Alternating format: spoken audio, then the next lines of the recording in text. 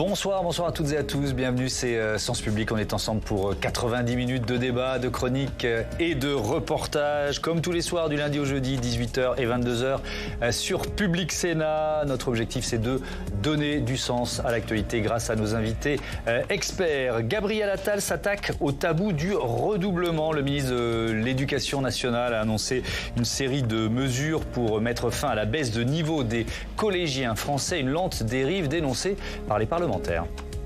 Sommes-nous condamnés à observer cette lente chute à chaque livraison PISA? Et comment pouvons-nous, principalement au collège, à inverser la donne? Comment assurer aux Françaises et aux Français que nous serons désormais en mesure de regagner notre rang? Redoublement, groupe de niveau, brevet obligatoire pour passer en seconde. La potion Attal sera-t-elle magique? Comment les enseignants vont-ils la digérer? On en débat dans une minute. Et puis pour notre second thème, direction l'Argentine, où le nouveau président doit prêter serment dimanche. C'est la première fois dans l'histoire que nous allons avoir un président qui est un économiste. Orthodoxe jusqu'au bout des ongles. Et celui qui viendra dépenser, je lui couperai la main. Javier Milei, candidat d'extrême droite, économiste ultra-libéral, fait figure de nouvel épouvantail. Mais pour comprendre son succès, il faut analyser des décennies de péronisme, de corruption, de crise économique. Comment les Argentins sont-ils tombés dans les bras d'un candidat qui a fait campagne tronçonneuse à la main? Réponse dans 3 quarts d'heure. Mais d'abord, cette nouvelle enquête PISA dévoilée ce matin et le détail des mesures annoncées par le ministre Attal avec Fabien Recker.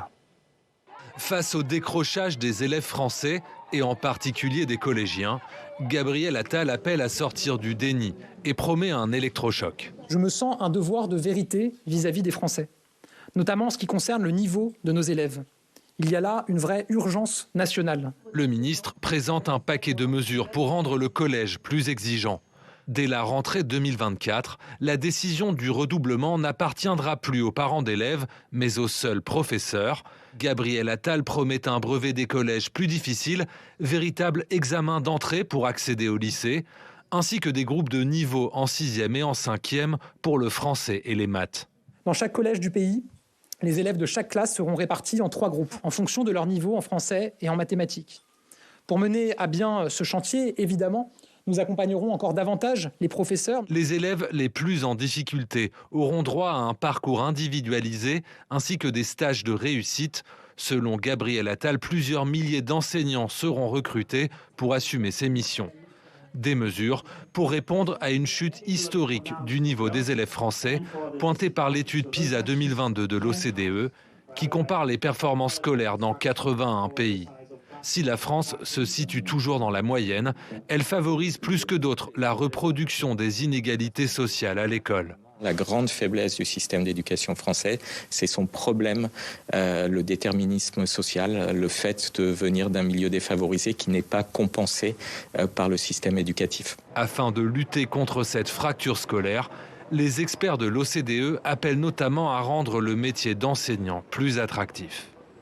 Et les mesures annoncées par Gabriel Attal seront-elles efficaces pour rehausser le niveau des collégiens français? On en débat avec Guylaine David. Bonsoir. Bonsoir. Bienvenue, vous êtes co-secrétaire général porte-parole du syndicat SNUP FSU. Sophie Coignard, bonsoir et bienvenue. Bonsoir. Vous êt journaliste et éditorialiste politique au Point, auteur de ce livre La tyrannie de la médiocrité, publié aux éditions de l'Observatoire. J'accueille Cédric Vial, bonsoir. Bonsoir. Bienvenue, sénateur rattaché à LR de la Savoie et membre de la commission de la culture, de l'éducation et de la communication. Et Laetitia Krupa, éditorialiste politique. Bonsoir Laetitia. Je vais commencer, on a beaucoup de thèmes à aborder, mais par l'une des mesures annoncées par Gabriel Attal, celle qui concerne les groupes de niveau. Instaurer des groupes de niveau en français et en maths au collège. Guylaine David, est-ce que vous approuvez ? Non, on n'approuve pas parce qu'on sait aussi que de ce point de vue-là, un peu comme le redoublement, la recherche scientifique s'est beaucoup intéressée à ces groupes de niveau, à tester ce genre de choses. Et on sait que ça ne favorise pas, notamment pour les élèves les plus faibles, une réussite scolaire. On sait que ça va ségréguer et ça ne va pas permettre aux élèves les plus faibles d'avoir ces connaissances et ces compétences. Il vaut mieux toujours avoir de l'hétérogénéité dans la classe et de la mixité pour pouvoir justement apprendre ensemble, entre pairs. C'est beaucoup plus efficace et notamment aussi pour les élèves qui se débrouillent le mieux, qui ont un meilleur niveau, parce qu'ils sont en aide et en coopération. Donc tous les experts scientifiques, et les scientifiques les chercheurs en sciences de l'éducation le disent, l'ont d'ailleurs dit beaucoup ces derniers temps. Il le dit d'ailleurs, Gabriel Attal, dans son discours. Il dit « Je sais que ce n'est pas approuvé par tout le monde, mais je tente les choses ». Et puis, la question de l'estime de soi, c'est-à-dire que les élèves qui sont très en difficulté, que l'on va mettre tous ensemble, ça montre vraiment qu'il y a les bons, il y a les forts, et qu'on ne fait pas partie des forts quand on est dans le groupe de niveau des faibles. Ça existe déjà d'une certaine manière, puisqu'il y a des groupes de soutien qui sont pour les élèves en difficulté et donc ils quittent leurs camarades au temps de la pause méridienne. Il y a la différence entre les groupes de niveau et les groupes de besoins. C'est-à-dire que faire un groupe de besoins à un moment donné dans une classe, au sein de la classe, on va prendre un petit groupe et on va travailler avec ce petit groupe. Par contre, les sortir et les identifier à ce moment-là, c'est pas nouveau. Alors, En tout cas, c'est pas souhaité pour nous. C'est pas souhaitable pour les élèves. Pas sûr que tout le monde ait la même analyse sur les groupes de niveau. Il a dit, Gabriel Attal, s'inspirer de ce qui existe dans d'autres pays européens, la Suède, la Suisse ou le Danemark. Sophie Coignard, votre avis, est-ce que ça pourrait s'importer en France? Est-ce que vous y êtes favorable, vous, à ces groupes de niveau? Je trouve que ça vaut le coup d'être tenté, en tout cas au point où on en est, si j'ose dire.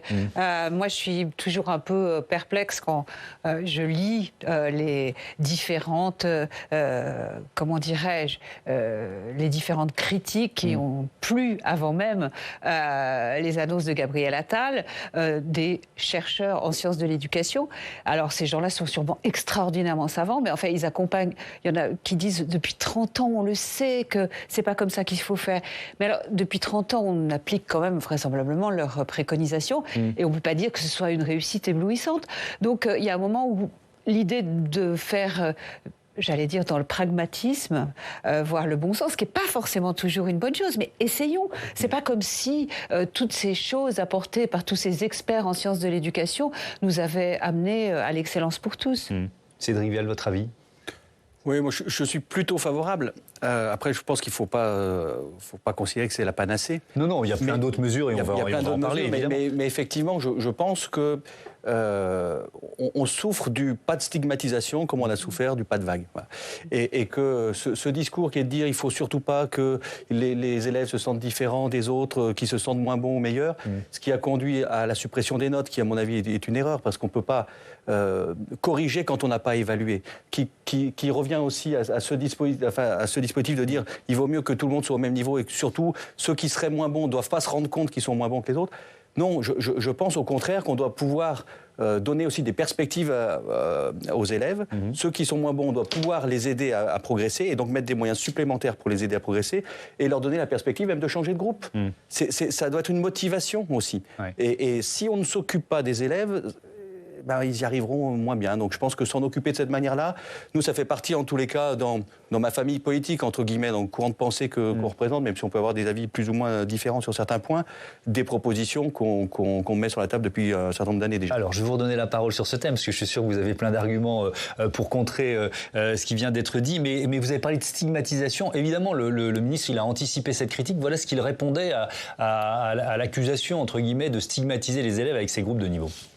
Un élève qui est, encore une fois, systématiquement dans sa classe, en échec scolaire, avec la difficulté à comprendre ce qui se passe dans sa classe, est-ce que quelque part il n'est pas stigmatisé? En général, ce que vous disent beaucoup, c'est qu'il n'ose même plus poser de questions à l'enseignant dans la classe, précisément parce qu'il se sent stigmatisé, parce qu'il a beaucoup de retard et de lacunes par rapport à ses camarades. Guylaine David, je voudrais juste comprendre, puis ça va vous permettre de répondre aussi à ce que vient de dire Gabriel Attal, mais on dit groupe de besoin, de groupe de niveau, c'est quoi? C'est de la sémantique? Il y a une vraie différence? J'ai un peu l'impression qu'on joue sur les mots, moi. C'est pas de la sémantique, c'est-à-dire qu'à un moment donné, et d'ailleurs ça, pour le coup, depuis 2008, on met en place du soutien aux élèves en difficulté, de l'APC, des activités pédagogiques complémentaires. On sort les élèves de la classe. On met en place des stages. C'est ce qu'il veut faire, mais ça ne fonctionne pas. Et c'est pourtant ce qu'il veut faire. Il réutilise les bonnes vieilles méthodes. Il veut remettre en place ça. On sait que ça ne fonctionne pas. Par contre, on a eu pendant toute une période, à l'école primaire, je parle de l'école primaire puisque je suis enseignante, professeure des écoles. À l'école primaire, on a eu ce qu'on a appelé le plus de maîtres que de classes. Un enseignant surnuméraire dans une école qui peut, dans chaque classe, prendre un petit groupe, en même temps que l'enseignant est là, dissocier les groupes, faire de la co-intervention entre les enseignants, avoir un double regard, parce que vous savez, nous les professeurs des écoles, on est très seuls dans notre classe face à la difficulté scolaire, on n'a pas de double regard, on a besoin d'avoir un enseignant en face qui nous dise oui mais là il ne fonctionne pas très bien parce que peut-être que c'est cette difficulté qu'il n'a pas et qu'on puisse discuter. Donc on a besoin, et à ce moment-là on peut mettre des petits groupes en place. Alors, les groupes de besoins, ça veut dire que ça bouge, ça veut dire qu'un élève va avoir un besoin sur les fractions en mathématiques, mais il ne va pas avoir de besoin sur la grammaire, par exemple. Donc, on va pouvoir mettre en place, et les groupes vont changer, ça ne va pas être toujours les mêmes qui vont être ensemble à ce moment-là. Mais est-ce qu'on ne cocoune pas un peu trop les élèves? C'est ce que j'entends, je le dis avec mes mots à moi, quand on dit la stigmatisation, c'est on ne peut pas parler à un moment donné d'empathie, quand Gabriel Attal parle d'harcèlement et d'empathie, et de dire que le climat scolaire est important et qu'il faut écouter les élèves, il faut avoir de l'empathie, et à un moment donné dire qu'on... Oui, mais il y a des différences de niveau, c'est normal. Oui, c'est normal, et heureusement qu'il y en a, parce que forcément les élèves, ils vont interagir entre eux.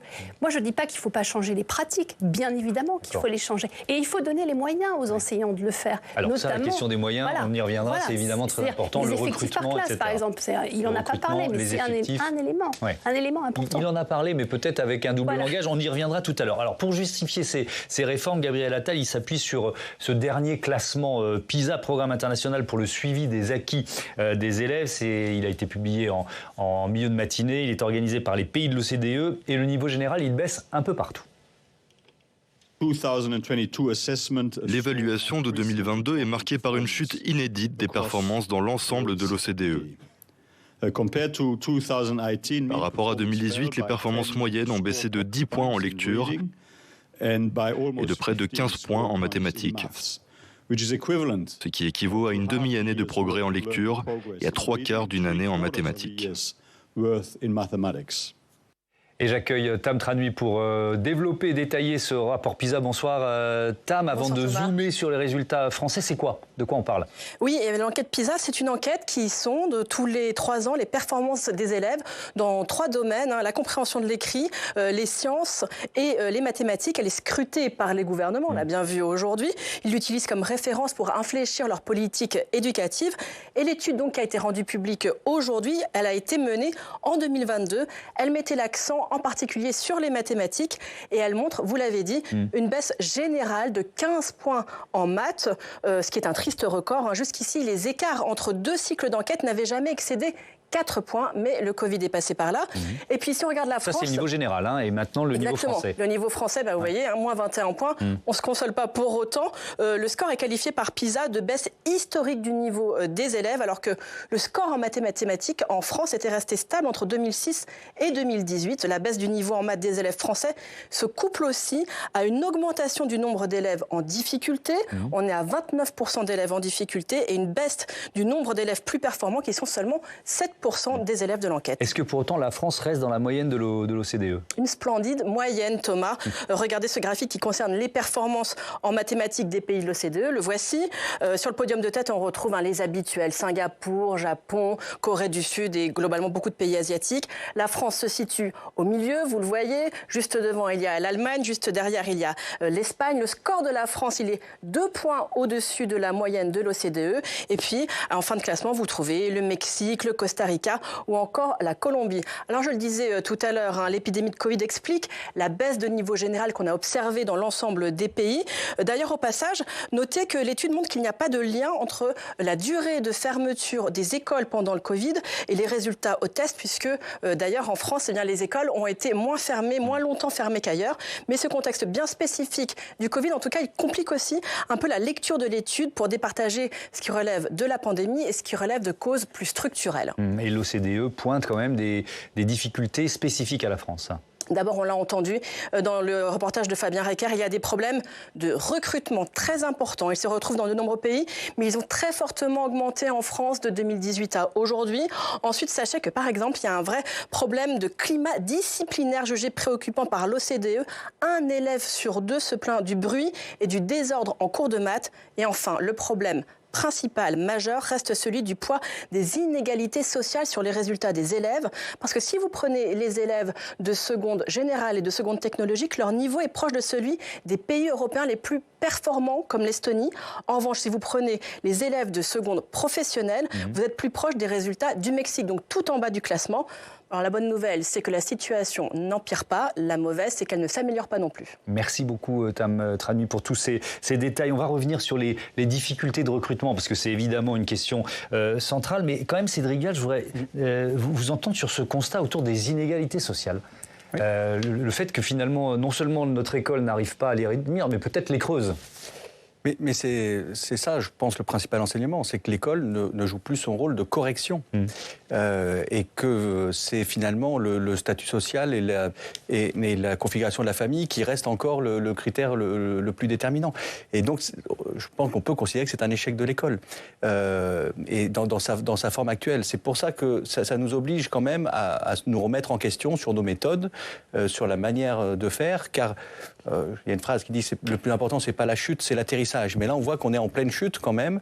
Au-delà du résultat du score relatif par rapport aux uns aux autres, on voit que d'année en année, les résultats se dégradent. Il y a des constats qui sont quand même alarmants. Quand on voit ce qui est dit dans les cours de mathématiques, le problème lié au bruit ou à la discipline, mais ce n'est pas que dans le mathématique, c'est dans tous les cours. Quand on va dans certaines salles de classe où aujourd'hui, on a même aménagé les salles de classe pour que les élèves puissent se lever pendant le cours s'ils ont besoin de bouger, etc. Parce que ce serait leur faire violence que de leur demander de rester assis et d'écouter l'enseignant ou de travailler à leur place. Je pense qu'on accompagne une dégradation et plutôt que de la corriger. Et je ne vois pas trop aujourd'hui comment on va revenir en arrière et remonter dans le classement si on continue comme on fonctionne aujourd'hui. Ouais. Sophie Cognard, vous l'avez évoqué tout à l'heure, et puis je me souviens d'un débat qu'on avait fait autour de la personnalité de Gabriel Attal, où vous aviez dit il s'attaque au clergé de l'éducation nationale. Est-ce que vous pouvez détailler c'est qui ce clergé de l'éducation nationale et quel poids il a dans ces mauvais résultats, même si on n'est pas les seuls, même si le niveau général des élèves de l'OCDE est en train de baisser. Oui. Alors, le clergé de l'éducation nationale, c'est très simple. C'est une, comment dirais-je, c'est toute une catégorie que je qualifierais de hiérarchie intermédiaire et quelquefois d'hiérarchie supérieure, qui sont attachés à un certain nombre de dogmes, comme tout clergé qui se respecte. Et parmi ces dogmes, il y a effectivement celui de la non-stigmatisation. Enfin, tout le monde... C'est hallucinant parce que, je veux dire, à part quelques sadiques, personne n'est pour stigmatiser les élèves. La question n'est pas là. La question est quelle est la meilleure manière de ne pas stigmatiser les élèves, de faire progresser le plus grand nombre, et notamment que l'école soit, ce qui devrait effectivement être un de ses rôles, sinon totalement écraser, du moins de gommer les inégalités. Or, qu'est-ce qu'on constate? Moi, c'est ce que j'ai constaté quand j'ai fait plusieurs livres sur l'éducation nationale. En enquêtant, qu'est-ce que j'ai constaté? Et malheureusement, je veux dire, je ne suis pas contente de continuer à avoir raison, croyez-moi, mais on constate que les inégalités augmentent. Alors, pourquoi les inégalités augmentent? C'est quand même à se demander. En tout cas, ça veut dire que les dogmes qui sont appliqués depuis une trentaine d'années ne fonctionnent pas.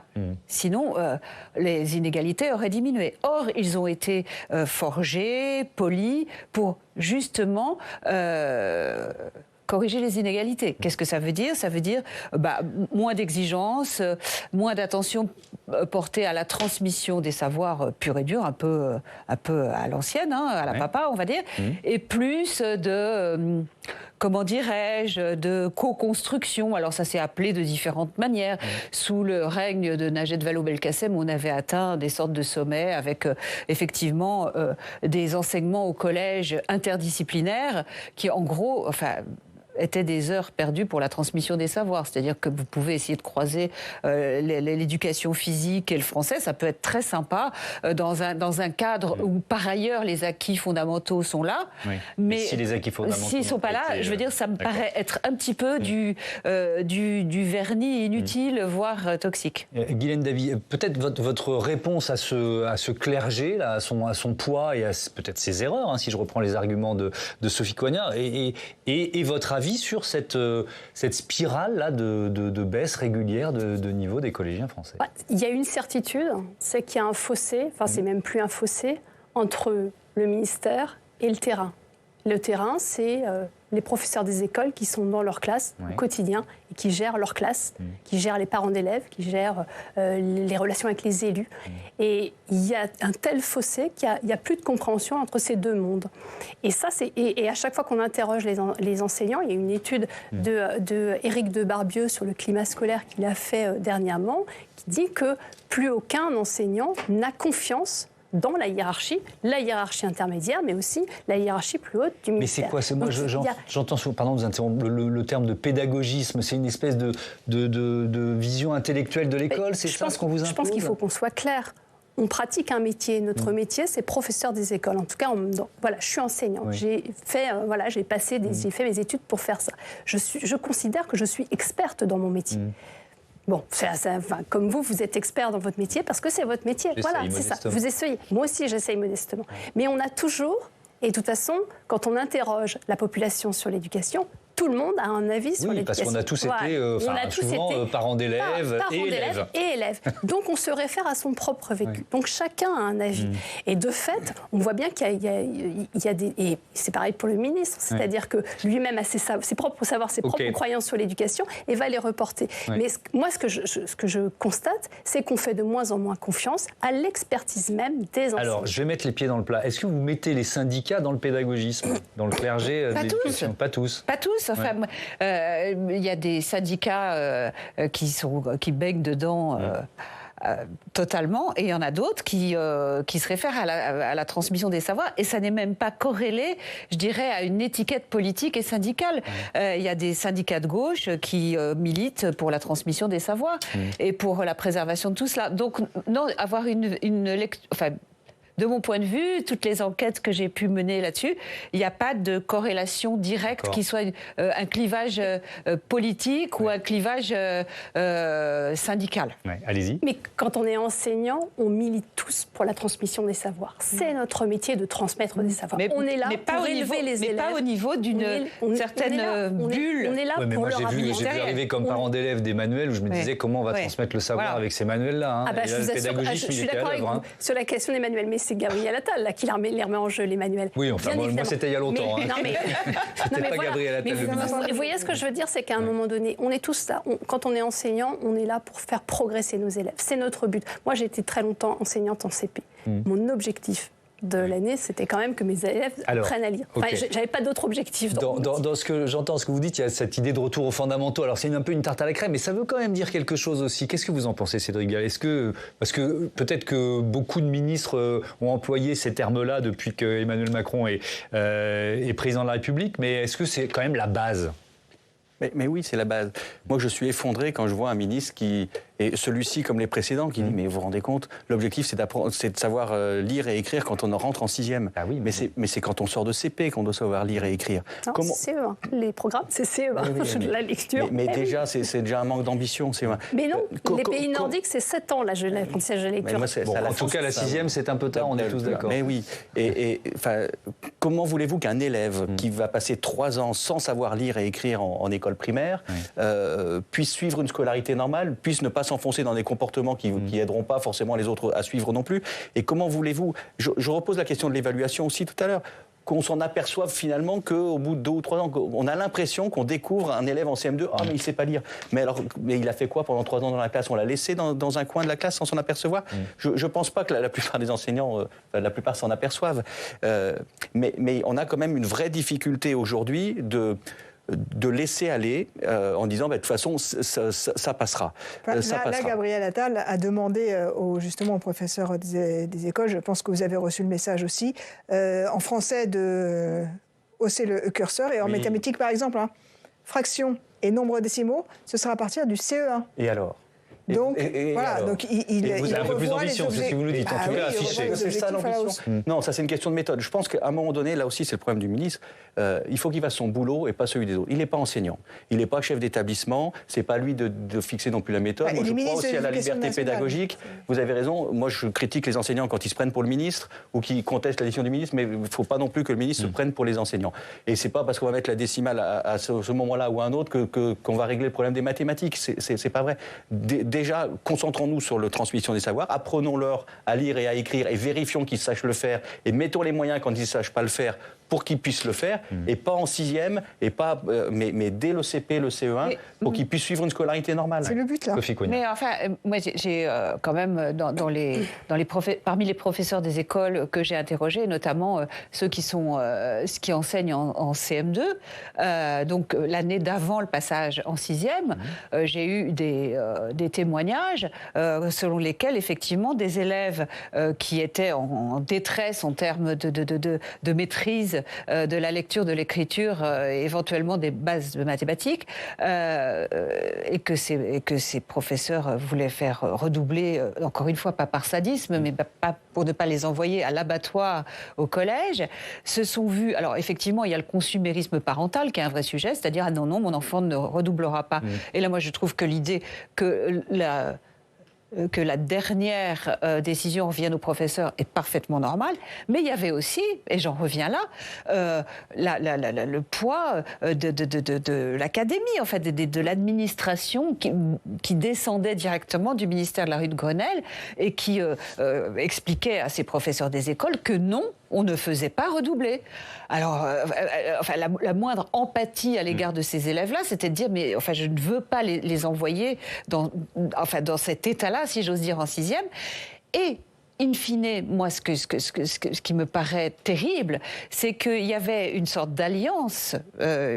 j'allais dire presque doctrinale, entre d'une part un management à l'économie, c'est-à-dire que ne pas faire redoubler des élèves, ça coûte moins cher. Oui. Je suis désolée, mais il y a cette espèce de sous-jacent gestionnaire qui est toujours là.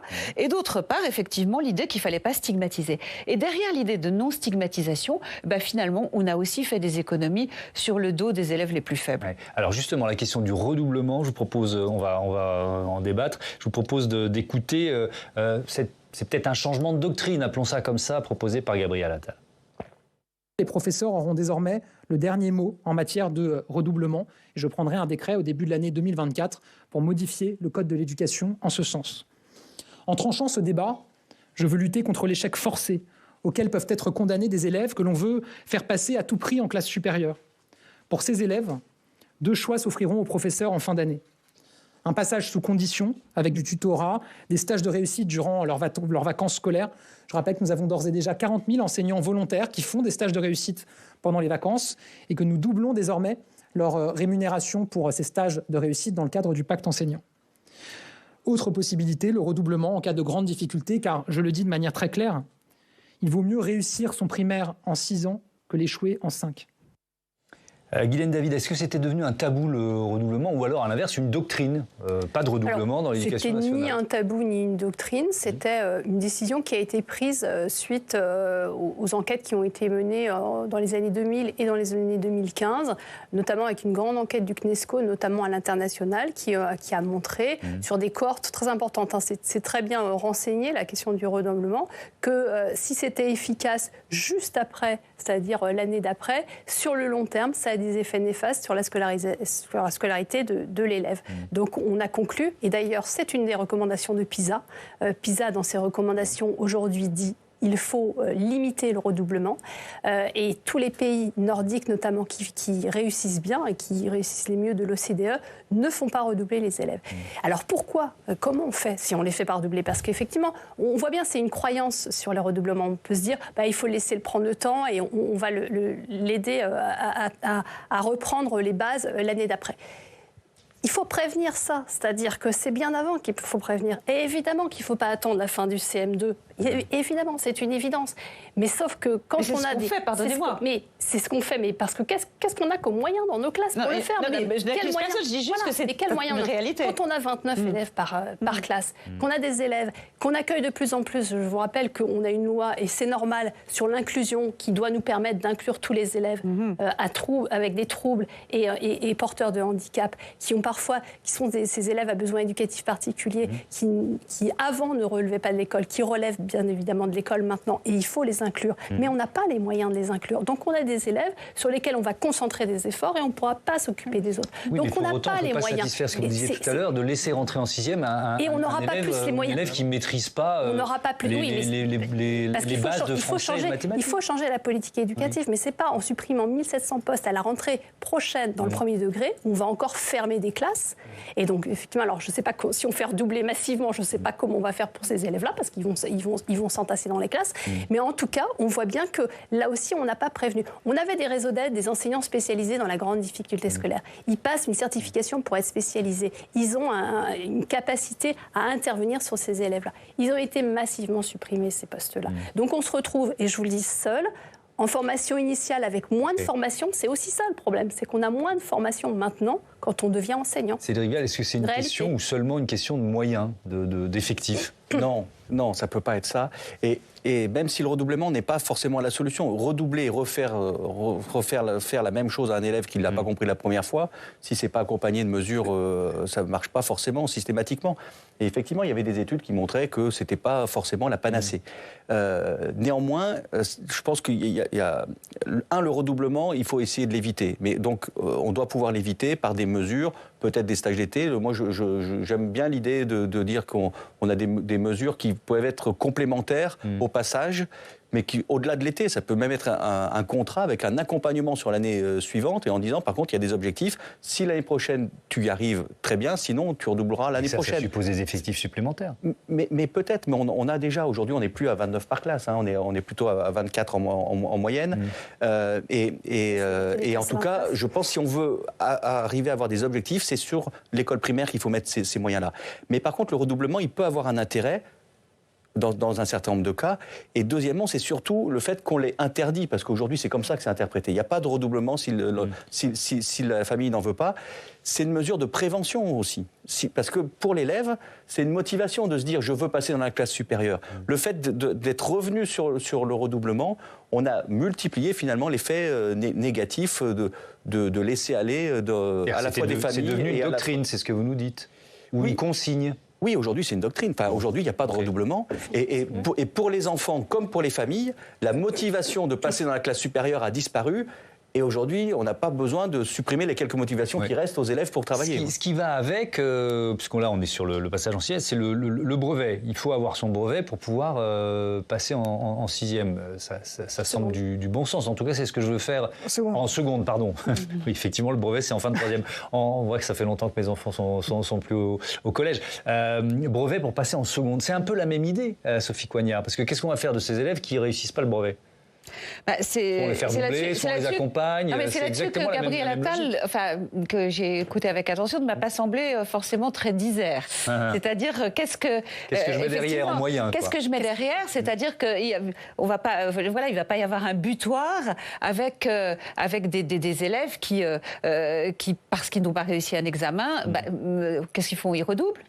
C'est pire que ça, parce que Thomas, il a aussi dit dans la même conférence de presse qu'il en avait fini avec les consignes académiques, les consignes officieuses. Ce qu'on appelle les corrections. Les corrections académiques des notes, c'est-à-dire que il n'y a pas assez de brevets, il n'y a pas assez de bacs. De 8, on va passer à 10, et puis comme ça, on va remonter un peu. Les corrections académiques, c'est un vrai sujet, cela dit, parce que les témoignages de correcteurs que j'ai eus, vous avez totalement raison, c'est qu'il met doublement la barre haut, sans trop expliquer ce qu'il va faire de ceux qui passent en dessous. Parce qu'effectivement, il y a au brevet comme au bac, ce qu'on appelle les corrections académiques. Alors les corrections académiques, au départ, c'est de l'harmonisation. Évidemment, vous avez statistiquement un paquet de copies à corriger. Il n'est pas forcément, équivalent à un autre paquet de copies. Très bien. Ça, c'est ce qu'on vous dit, c'est la présentation vitrine. La vérité, c'est que depuis des années, la correction académique, l'harmonisation, comme on l'appelle, ça consiste juste à rehausser les notes pour que la fièvre du malade ne se voit pas sur le thermomètre. C'est exactement ça. Et ça, franchement, j'ai des témoignages multiples qui vont tous dans le même sens. Mais là, qu'est-ce que dit Gabriel Attal ? Et moi, je suis plutôt d'accord dans l'absolu.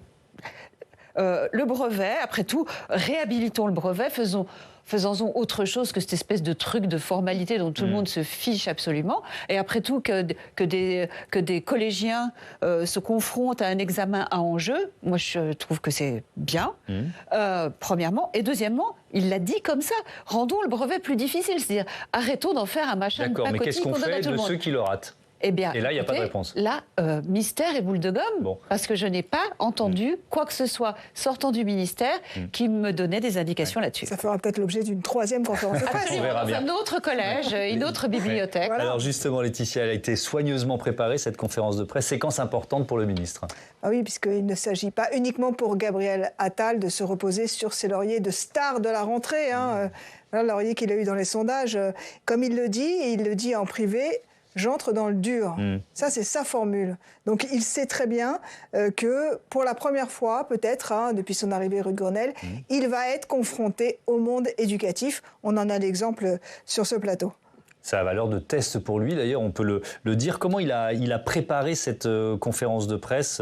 Il y avait eu déjà une autre conférence, c'était le 5 octobre dernier. Alors là, le cadre était différent. À la BNF, donc c'était un cadre solennel, parce qu'il a annoncé ce qu'il allait faire. En fait, il a lancé ce qu'il allait annoncer comme chantier. Et là, cette fois-ci, on est 3 mois exactement après la BNF, il a choisi le terrain pour dire ce qu'il allait faire, enfin, parce qu'il dit souvent, en privé, je ne suis pas qu'un diseur, je suis aussi un faiseur. Donc là, il a choisi un collège d'arrondissement du 19e arrondissement de Paris. Il a dit que ce collège, pour lui, était exemplaire parce qu'il avait réussi à faire monter les résultats alors que des familles étaient quand même dans la grande difficulté. Et donc, pour lui, c'est possible, on peut se remonter les manches, c'est ce qu'il a dit aux journalistes avant la conférence de presse. C'est pour ça qu'il a choisi ce collège, pour illustrer un peu ce remontage de manches, on va dire. Alors, il reconnaît en privé qu'il a quelques résistances, on va dire. Il nous dit, j'ai trouvé la parade, les enseignants sont consultés, c'est ça ? Ah oui, c'est ce qu'il a dit. Il dit, oui, c'est vrai qu'il y aura certainement des résistances à mes mesures. Mais là, il a parlé d'abord à l'opinion publique pendant la conférence de presse, mais aussi, évidemment, au corps enseignant. Vous le savez, vous étiez peut-être les premiers, les plus attentifs. Et il sait que, quand on lui pose cette question, il sait qu'il le reconnaît, il peut y avoir des résistances, mais sa réponse quand même est claire. Il dit « Je suis confiant ». Pourquoi, Thomas ? Parce que selon lui, depuis le 5 octobre, tous les enseignants ont été consultés, soit oralement, soit par écrit. Et il a donné un chiffre. Il a dit que 230 000 enseignants ont répondu, alors je ne sais pas si c'est votre cas, ont répondu à un questionnaire en ligne. Oui. Et dans ces 230 000, 80% étaient favorables à ces mesures. Tout à l'heure. Et donc, ça agace un peu des questions qu'on lui pose sur ce thème-là ? Oui, parce qu'il dit « Je ne suis pas du tout un ministre hors sol, je suis sur le terrain tous les jours, je suis en discussion continue ». Alors ça, vous pouvez peut-être le confirmer ou l'infirmer, mais avec les organisations syndicales, il dit « Je leur parle de façon quasi quotidienne, je vais à la rencontre des enseignants, je suis sur le terrain ». Donc, il est confiant pour que le corps enseignant le suive. Est-ce que c'est une façon de se rassurer aussi ? Je pense, en tout cas, c'est vrai que Gabriel Attal avance à pas de velours parce qu'il sait qu'en touchant à des totems comme le bac, le brevet, le redoublement, les notes, il s'expose à la vindicte du monde éducatif. Et on a vu que par le passé, le monde de l'éducation nationale peut faire un peu la pluie et le beau temps de la vie d'un ministre, en tout cas, rue de Grenelle. Donc, on va voir si ces réformes de fond comment va tourner le monde enseignant. Est-ce qu'il sera pour ou contre Gabriel Attal ? Et ce sera même un très bon indicateur pour sa durée de vie, rue de Grenelle, mais plus pour sa popularité d'homme politique. Plus généralement pour sa popularité. Alors ce questionnaire, tiens, je veux bien vous entendre, Guylaine David, là-dessus. C'était quoi ? Et ce chiffre-là dont nous parle Gabriel Attal, 80% des professeurs favorables aux mesures qu'il a annoncées. Alors, 80% favorables aux mesures, non. C'est-à-dire qu'il y a 230 000... Alors, je ne vais pas dire enseignants qui ont répondu, puisqu'on a reçu un lien pour une consultation, un lien qui était public. Donc, qui était public et sur lequel on pouvait répondre le nombre de fois qu'on voulait. Je vais vous avouer quelque chose, j'y ai répondu 5 fois. J'ai pu y répondre 5 fois. Et oui. Donc c'était quelque chose qui n'était absolument pas scientifique. Donc il y a énormément de doublons. Et c'est un lien qui était public. Donc je connais des gens qui n'étaient pas enseignants, voire même des journalistes. Et qui ont répondu aussi. Qui ont répondu aussi. Vous posez des questions. Des personnes politiques qui m'ont dit aussi avoir répondu. Bon. Donc il y avait la possibilité de répondre. Pour quelle raison ils ont hacké ce questionnaire? C'est un lien, si vous voulez. Moi, n'importe qui le partageait, on pouvait répondre. C'était pas quelque chose de protégé. C'était pas une enquête scientifique comme vous avez à certains moments, ou d'ailleurs qu'on peut avoir, où on est obligé on pourrait s'identifier, parce qu'on a des numéros pour s'identifier, on pourrait s'identifier, recevoir un mail de confirmation en disant confirmer avec telle adresse. Ça n'a pas été le cas. Donc ce n'était pas une consultation scientifique. C'était une consultation, ça durait 3 minutes en gros pour répondre. C'est pas forcément quelque chose qui est vraiment... Vous dites que le dialogue n'existe pas vraiment? Non, le dialogue n'existe pas. Et je vous le dis, effectivement, il dit qu'il consulte les organisations syndicales. Lui, personnellement... Il est en dialogue continu, ce sont les mots qu'il a utilisés. Il a une conseillère sociale qui discute avec les organisations syndicales. Mais lui, personnellement, moi, depuis... je suis syndicat majoritaire dans le premier degré. En réunion bilatérale avec lui, je n'ai eu qu'un rendez-vous depuis le mois d'août. Donc on le voit dans certaines réunions, il reste 10 minutes, il nous écoute 10 minutes, il repart. On l'a vu, je le dis quand même, au moment des événements d'Arras, on l'a vu là, il a pris le temps de discuter avec les organisations syndicales et là, pour le coup, on a été entendu, écouté et il a pris ce temps-là. Ça, on ne peut pas le reprocher. Mais sur les sujets aussi forts que ce sujet des chocs des savoirs qu'il Qu'est-ce qui ne passe pas avec Gabriel Attal déjà? Et je pense que c'est un homme politique qui a de l'ambition, mais qui travaille beaucoup à la communication. Et on le savait quand il est arrivé au sein du ministère. Vous l'avez dit, il y a eu la BNF, il y a ici... il travaille beaucoup à la communication. Chaque sortie de Gabriel Attal est un moment de communication. Je ne sais pas si vous avez vu sur les réseaux sociaux, il a investi les réseaux sociaux, WhatsApp, TikTok, Instagram, tous les réseaux sociaux. Tous les ministres ne font pas ça. Et donc, il a un rapport avec la communication. On peut aussi dire que c'est un ministre de son époque. Mais bon, ça, c'est... Voilà. Mais je voudrais... C'est intéressant parce que tout à l'heure, vous nous parliez de ces... moi, je parle de pédagogie, ou de ce clergé de l'éducation nationale, qui peut, oui ou non, avoir l'impôt d'un ministre. Bien sûr, c'est déjà arrivé. Enfin, de qui je pense notamment à... Parce qu'il y a toujours la question. De beaucoup, mais j'ai un souvenir particulier, de témoignages particulièrement cuisants. Ça remonte déjà à un certain temps, c'était Gilles de Robien. Et Gilles de Robien, c'était un ministre qui était, comme il m'avait dit, moi, j'ai pas compris quand on m'a appelé pour être ministre, parce que je suis pas du sérail, je n'ai pas des diplômes magnifiques à accrocher au mur de mon bureau. Et d'ailleurs, disait-il très sympathiquement, et d'ailleurs, j'étais très mauvais élève. Bref. Bon. Et donc, il n'était pas prédestiné à devenir ministre de l'Éducation nationale, on va dire ça comme ça. Non, mais surtout, parce que ça amène à autre chose, c'est-à-dire, est-ce qu'il vaut mieux choisir un ministre de l'Éducation nationale qui sort de la marmite, ou au contraire, qui est un parfait outsider? Alors, on voit bien que si on regarde Claude Allègre ou Jean-Michel Blanquer, ça porte pas forcément chance de sortir de la marmite. Donc, Gabriel Attal, moi, je pense que c'est plutôt une chance qu'il ne soit pas du sérail. Pour les enseignants ? Non, pour lui, pour ses chances de durer. C'est-à-dire, en gros, de résister à cette suradministration. Parce qu'on manque de profs, mais on manque pas de fonctionnaires à l'éducation nationale, ça, je peux vous l'assurer.